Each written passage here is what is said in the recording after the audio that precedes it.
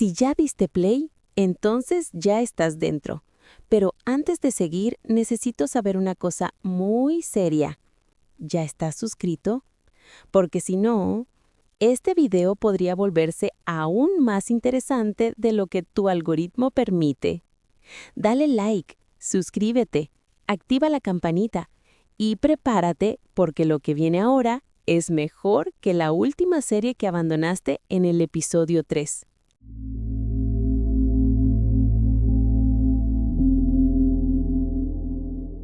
Entre la vida y la muerte existe un mensajero silencioso, un ser que camina entre mundos, visto por pocos, temido por muchos y profundamente respetado por dos de las religiones más antiguas del planeta. En las calles de la antigua Jerusalén, en los desiertos de Arabia, en las sinagogas de Babilonia y en las mezquitas de Damasco, su nombre era susurrado con reverencia, no por maldad, sino por respeto a lo inevitable. En el judaísmo recibe muchos nombres: Malach HaMavet, Samael en algunas tradiciones cabalísticas, o simplemente el destructor, mencionado en el Éxodo. Pero un nombre causa silencio inmediato: Malach HaMavet, el ángel de la muerte. En el Islam es conocido como Azrael, Israel en árabe, que significa aquel a quien Dios ayuda o el auxilio de Dios. Él es el Malak al-Maut, aquel que separa el alma del cuerpo con precisión quirúrgica divina. Pero ¿quién es realmente este ser? ¿Por qué dos de las mayores religiones monoteístas del mundo comparten esta figura tan similar? ¿Y qué revelan realmente los textos sagrados sobre él? Hoy vamos a sumergirnos en las escrituras judías, el Talmud, el Midrash, la Torá y textos cabalísticos. Vamos a explorar el Corán, los hadices auténticos y los comentarios de los grandes sabios islámicos. Y vamos a revelar la historia oculta de este ser que atraviesa siglos de leyendas y continúa asombrando y consolando a la humanidad.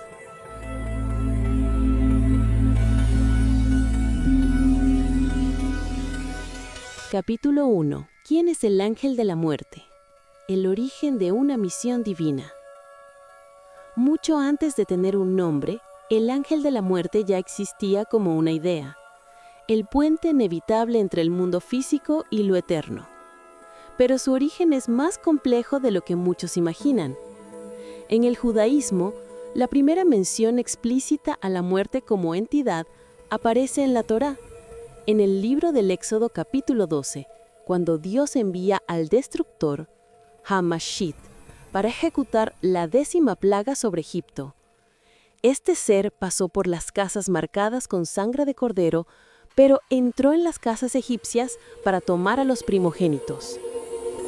Sin embargo, es en el Talmud babilónico, compilado entre los siglos 3 y 5 de la Era Común, donde el ángel de la muerte gana personalidad, historia y misión definida. En el tratado Abodá Zará 20b, es descrito como teniendo ojos innumerables, miles de ellos, y cada ojo derrama una gota de veneno que causa la muerte cuando toca los labios de un ser humano. Pero atención, en el judaísmo, él no es un rebelde como algunos ángeles caídos, no es un demonio independiente, es un siervo de Dios, un melaj, que significa literalmente mensajero, obediente, imparcial y absolutamente necesario para el orden cósmico. Ejecuta la voluntad divina sin desviación, sin excitación. En el Islam, la descripción es igualmente impresionante. El Corán no menciona el nombre Azrael directamente. Ese nombre proviene de los hadices y de las tradiciones posteriores. Pero en el Corán, Sura 32, versículo 11, está escrito: Di, el ángel de la muerte, encargado de vosotros, recogerá vuestras almas. Luego seréis retornados a vuestro Señor. Azrael no es maligno. Él es aquel que toma las almas. Kabid al-Arwad.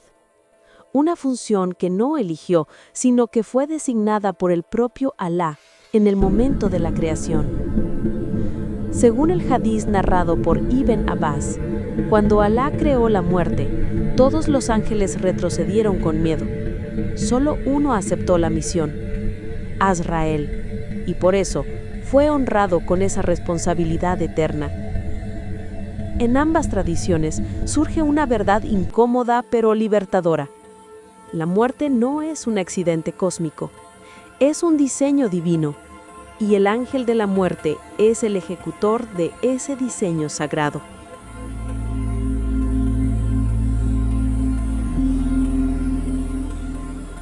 Capítulo 2. El mito judío, Malak Hamavet, el ángel que llora. El Talmud describe al ángel de la muerte como una figura extremadamente compleja, llena de paradojas. En algunos pasajes es terrible, en otros casi compasivo. En pasajes del Talmud hay un relato sorprendente. Algunos sabios relatan diálogos con el ángel de la muerte. En uno de esos episodios, un rabí pregunta al ángel, ¿por qué apareces tan abiertamente? Y el ángel respondió, yo cumplo órdenes. No puedo hacer nada más allá de lo que me fue ordenado. Este pasaje revela algo crucial. El ángel de la muerte no tiene poder independiente. No decide quién vive o muere. Solo ejecuta decretos divinos ya establecidos. En el Midrash Tanjuma hay una leyenda fascinante. Cuando Dios creó la muerte, llamó a todos los ángeles y preguntó, ¿quién quiere convertirse en el ángel de la muerte? Todos rechazaron, excepto uno, que no es nombrado, pero que aceptó esa terrible carga. Dios entonces le concedió un poder único, la capacidad de estar en todos los lugares al mismo tiempo, de presenciar cada momento final de cada criatura. Pero hay un detalle que rompe la imagen de crueldad. El Talmud dice que el ángel de la muerte llora.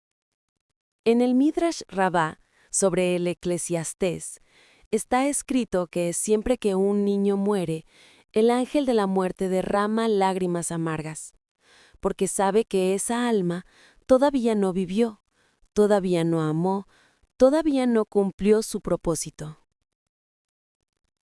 Y hay otra leyenda judía poco conocida, preservada en textos cabalísticos. El ángel de la muerte no come, no duerme y no descansa. Su único sustento, dicen, son las lágrimas de la humanidad. Cada vez que alguien llora la muerte de un ser querido, esas lágrimas se transforman en luz etérea que alimenta al ángel.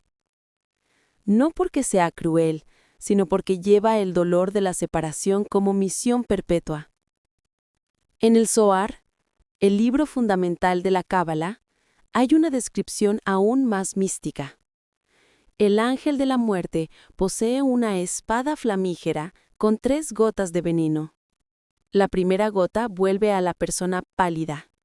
La segunda gota hace que el cuerpo se pudra. La tercera gota separa el alma del cuerpo. Pero, y aquí está el misterio, para los justos, la espada nunca aparece. El alma es retirada con un beso divino, llamado Mitá Beneshika, muerte por beso. Esta es una distinción fundamental en el judaísmo. El ángel de la muerte tiene 2 rostros. Para los impíos, es terror.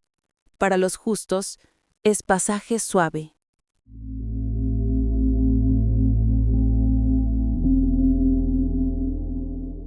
Azrael en el Islam, el ángel de los 4 rostros y el árbol de las almas. En el Islam, la figura de Azrael es descrita con detalles aún más impresionantes y visualmente impactantes que en el judaísmo. Según los hadices, narrados por Ka'ab al-Ahbar, un sabio judío convertido al Islam que trajo muchas tradiciones israelitas a la literatura islámica, Azrael posee 4 rostros, un rostro vuelto hacia el este, otro hacia el oeste, uno hacia el norte y otro hacia el sur. Cada rostro observa constantemente una dirección del universo, garantizando que ninguna alma escape de su atención cuando llegue la hora. Más impresionante aún, según algunas tradiciones islámicas posteriores y relatos de estudiosos clásicos, el cuerpo de Azrael es tan vasto que sus pies tocan el séptimo cielo inferior mientras su cabeza alcanza el trono de Alá, el Arsh. Es descrito como teniendo alas innumerables, tantas como criaturas vivas existen en la tierra. Cada vez que una criatura nace, surge una nueva ala. Cada vez que una criatura muere, un ala se recoge. Para algunos sabios islámicos, como Ibn Kasir, uno de los mayores exegetas del Corán, Azrael no mata en el sentido literal. Solo separa el alma del cuerpo, como quien desata un nudo o corta un lazo invisible que conecta el espíritu a la materia. El Corán, en Sura 79, versículos 1 al 2, habla de los ángeles que arrancan violentamente y de los que extraen suavemente. Muchos comentaristas entienden esto como referencia a los diferentes métodos que Azrael usa dependiendo de la condición espiritual de la persona. Y aquí viene uno de los detalles más escalofriantes de la tradición islámica. Frente a Azrael, según antiguas tradiciones atribuidas a sabios como Ka'b al-Ahbar, un estudioso judío convertido al Islam, que trajo muchas narrativas a la literatura islámica, se habla de un árbol colosal llamado Sidrat al-Muntaha, el árbol del límite extremo, mencionado en el Corán. En ese árbol existen millones y millones de hojas. Cada hoja trae escrito el nombre de una persona viva. Cuando llega la hora de que alguien muera, la hoja con su nombre comienza a marchitarse, luego a temblar, y finalmente cae. Cuando la hoja cae, Azrael la ve instantáneamente. Lee el nombre, verifica el registro divino de la persona y parte para cumplir su misión. No hay retraso, no hay error, la precisión es absoluta. Algunas tradiciones populares añaden que, días antes de la muerte, la hoja comienza a amarillar, una señal invisible a los ojos humanos, pero clara para Azrael. Pero la persona jamás lo sabe, solo el ángel ve la hoja marchitarse. Algunos comentadores y estudiosos describen a Azrael como teniendo ante sí un registro luminoso de los nombres, inspirado en la idea de la tabla preservada, el Lahu al-Mahfuz, mencionado en el Corán. En ese registro, todos los nombres están escritos con luz. Cuando llega la hora de alguien, el nombre de esa persona brilla intensamente. Es como una convocatoria divina que Azrael no puede ignorar. Y hay más. Según tradiciones piadosas, Azrael no entra en las casas de las personas hasta que Alá le dé permiso específico. Aguarda del lado de afuera, invisible, hasta que el momento exacto llegue. Entonces, cruza la pared o la puerta, como si fueran niebla.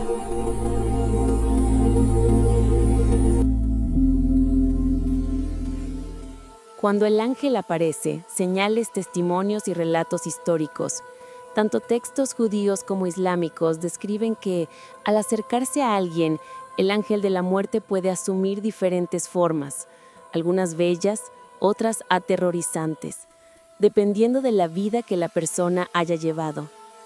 En el Talmud, tratado Ketubot 77b, está el relato del rabino Joshua ben Levi, un sabio tan piadoso que tuvo un encuentro directo con el ángel de la muerte.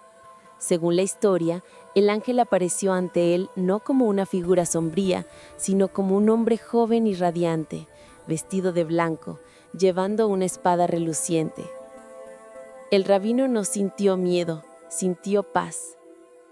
Ya en el Midrash sobre los Salmos está la historia de un hombre perverso que vio al ángel de la muerte.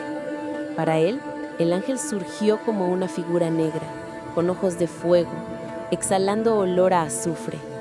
El hombre intentó huir, pero no había dónde ir. La lección es clara. El ángel de la muerte es un espejo. Refleja la condición espiritual de quien está a punto de partir. En el Islam, los hadices narrados por Anas ibn Malik describen que, para los creyentes, Azrael aparece sonriendo, vestido de luz, trayendo aromas celestiales.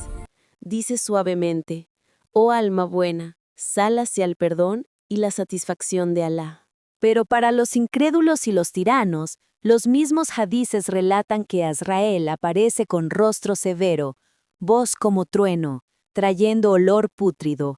Grita: «Oh alma mala, sal hacia la ira y el desagrado de Alá». Y el alma resiste, se aferra al cuerpo, pero es arrancada violentamente, como espinas siendo arrancadas de lana mojada. Existen también relatos históricos. Durante la peste negra en el siglo XIV, tanto judíos como musulmanes relataron visiones colectivas de una figura alada atravesando ciudades enteras. Algunos decían que era el ángel de la muerte cumpliendo un decreto divino en masa. Moisés versus el ángel de la muerte, el enfrentamiento olvidado. Poca gente conoce esta historia extraordinaria, pero está registrada tanto en el Talmud como en tradiciones islámicas paralelas. El Talmud, en el tratado Baba Batra 17a, cuenta que cuando llegó el momento de que Moisés partiera de este mundo, Dios envió al ángel de la muerte para recoger su alma. Pero Moisés era tan puro, tan cercano a Dios, tan imbuido de santidad, que rechazó al ángel. Cuando el ángel de la muerte apareció ante él, Moisés preguntó: «¿Quién eres tú?». Y el ángel respondió: «Yo soy aquel que silencia todas las bocas». Moisés, furioso, replicó: «Yo hablé cara a cara con Dios, recibí la Torá, no te daré mi alma». Y entonces Moisés, el hombre más humilde de la tierra, según la propia Torá, golpeó al ángel de la muerte con su cayado. Y el ángel retrocedió. Por primera vez en la historia, el ángel de la muerte falló en cumplir su misión. El ángel regresó al cielo, confuso y herido, y dijo a Dios: «Maestro del universo, Moisés me rechazó». Y Dios respondió: «Vuelve y dile que su tiempo ha llegado». Pero Moisés resistió nuevamente, hasta que finalmente Dios tuvo que intervenir personalmente. Según el Midrash, Dios descendió y recogió el alma de Moisés con un beso, mitad benishika, la forma más suave de muerte, reservada solo para los más justos.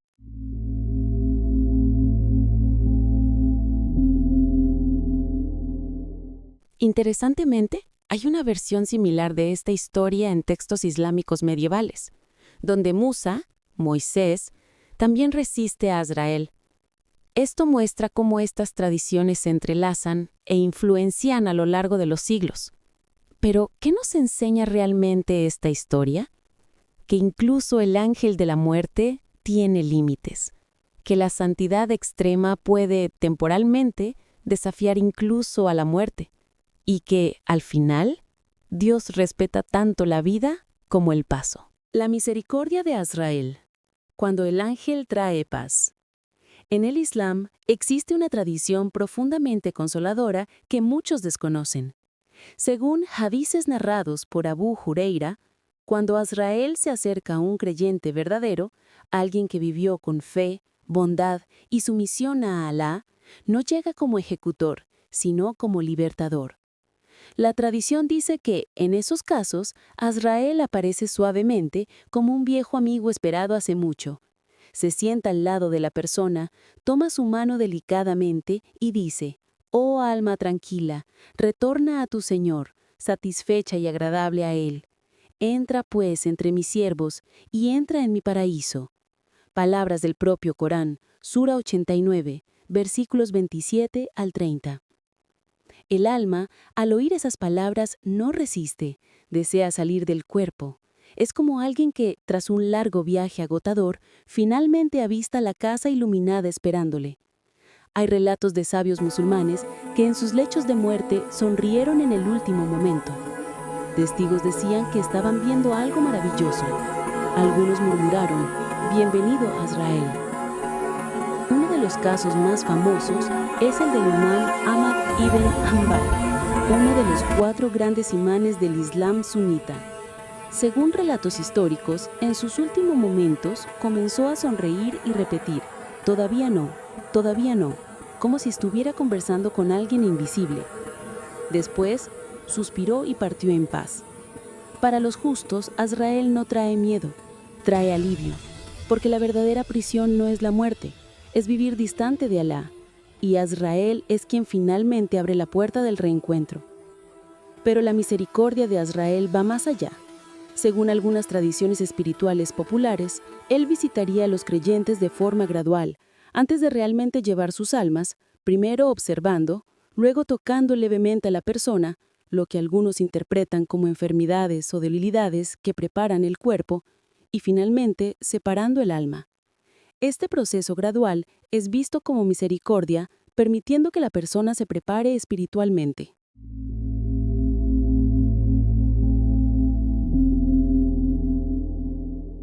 El libro de la muerte y la vida. Algunos textos islámicos y comentadores místicos describen a Azrael como teniendo acceso a un registro divino. No un libro común, sino una visión constante del Law al-Mahfuz, la tabla preservada mencionada en el Corán, que se actualiza a cada instante.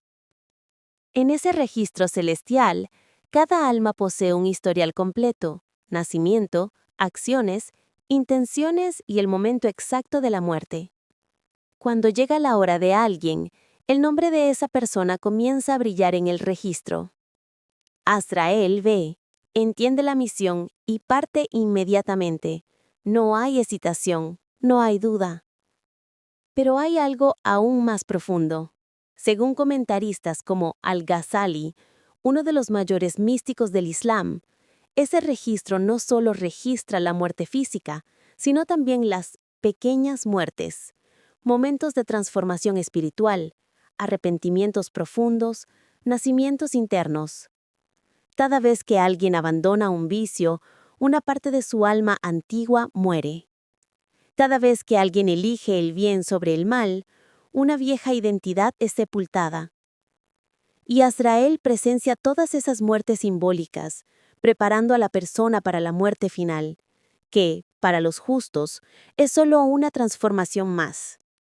En el judaísmo, hay una idea similar en el concepto del libro de la vida, mencionado en Rosh Hashanah y Yom Kippur.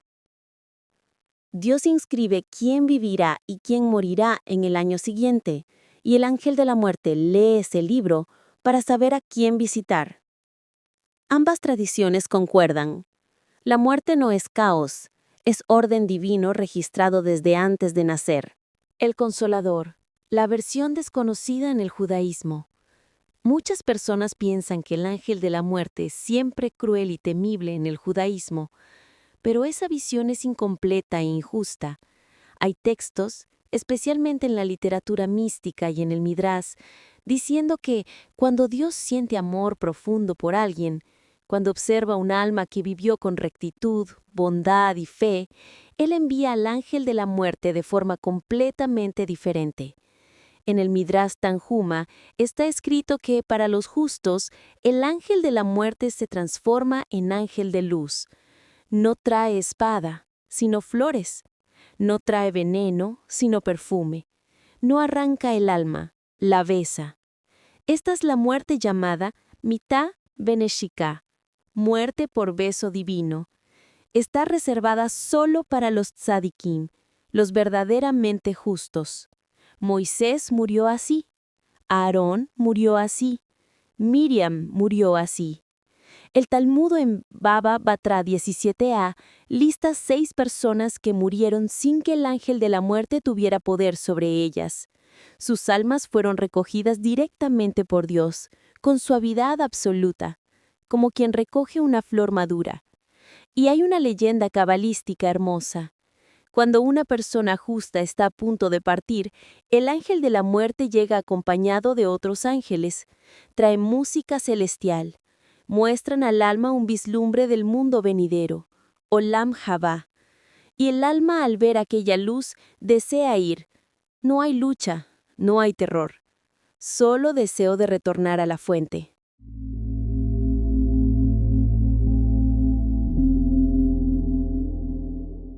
En ese caso, el ángel de la muerte no es verdugo, es guía turístico del más allá, alguien que muestra el camino a casa.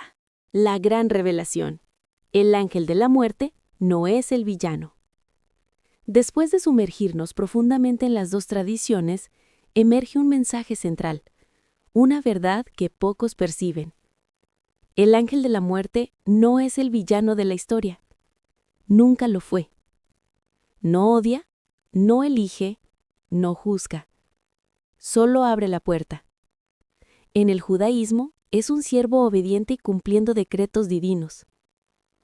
En el Islam, es un ángel honrado con la misión más difícil de todas: separar almas de cuerpos sin jamás errar. Pero hay algo aún más profundo que ambas religiones enseñan. La muerte no es castigo, es pasaje. Es la conclusión natural de un ciclo. Es el retorno al origen. En el Talmud, hay un pasaje que dice: contra tu voluntad naciste, contra tu voluntad vives, y contra tu voluntad morirás. Esto suena pesimista, pero el versículo continúa: y contra tu voluntad darás cuentas ante el Rey de Reyes. Es decir, la muerte es solo una transición hacia la verdadera rendición de cuentas, hacia el verdadero encuentro con Dios.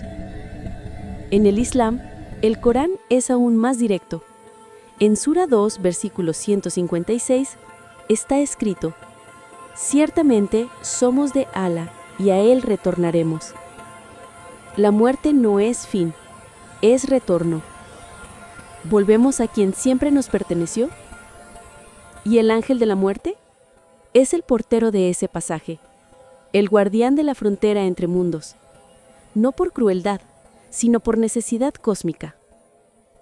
Curiosamente, tanto judíos como musulmanes poseen tradiciones sobre el fin de la propia muerte. En el judaísmo, el profeta Isaías 25:8 proclama: aniquilará la muerte para siempre. Algunos midrashu y comentarios tradicionales interpretan esto como Dios destruyendo al propio ángel de la muerte al final de los tiempos, como en la lectura simbólica del himno de Pesaj, Chad Gadya, donde Dios finalmente sacrifica el sacrificador. En el Islam, hadices auténticos hablan que, en el día del juicio, la muerte será traída en forma de un carnero y sacrificada entre el paraíso y el infierno. Algunos estudiosos entienden que esto representa el fin de la misión de Azrael, que, habiendo cumplido su función milenaria, finalmente descansará. Según esas tradiciones, él sería la última criatura en morir, y después de él, nunca más habrá separación entre alma y existencia.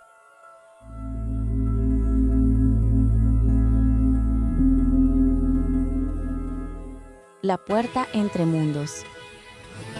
Para judíos y musulmanes, la muerte no es un castigo arbitrario, no es un accidente, no es un error cósmico. Es una travesía planeada desde el inicio de los tiempos. Y el ser que nos acompaña en esa travesía es tan antiguo como la propia creación, quizás incluso más antiguo, pues él ya estaba allí cuando Dios decidió que la vida tendría un fin. Él presenció imperios levantarse y desmoronarse, vio guerras, pestes, nacimientos por millones. Caminó por los campos de batalla de Jerusalén, por las bibliotecas de Alejandría, por las mezquitas de Córdoba, por las sinagogas de Praga. Lloró por los inocentes, por los bebés que nunca crecieron, por los justos que partieron demasiado pronto, por las almas puras que merecían más tiempo. Pero también llevó hacia la luz a aquellos que vivieron con bondad, fe y amor. Fue el último rostro que vieron en este mundo y el primero en mostrarles el próximo. Al final de cuentas, la historia secreta del ángel de la muerte no es sobre muerte, es sobre destino, justicia y esperanza. Destino porque cada uno de nosotros tiene una hoja en aquel árbol cósmico y un día caerá. No hay cómo escapar, pero tampoco hay razón para temer si vivimos bien. Justicia, porque el ángel de la muerte no discrimina, rico o pobre, rey o mendigo, sabio o ignorante. Todos pasarán por aquella puerta, y del otro lado seremos juzgados no por nuestros títulos, sino por nuestras acciones. Y esperanza, porque la muerte no es el fin, es la puerta de entrada hacia algo mayor, hacia el mundo venidero, hacia el jardín del Edén, hacia la presencia de Dios. Entonces cuando llegue tu hora, y llegará como llegó para todos antes de ti, recuerda, el ángel de la muerte no es tu enemigo, es solo el mensajero. Y el mensaje que trae es simple. Tu jornada aquí terminó, pero otra está a punto de comenzar. Que podamos vivir de tal forma que cuando Él aparezca, no veamos una figura de terror, sino un viejo amigo que finalmente vino a llevarnos a casa.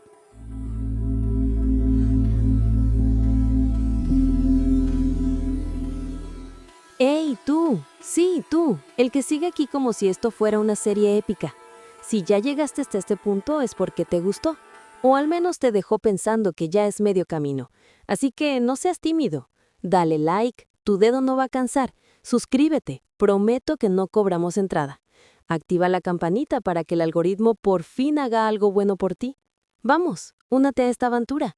Tu clic es pequeño, pero nuestra historia es gigante.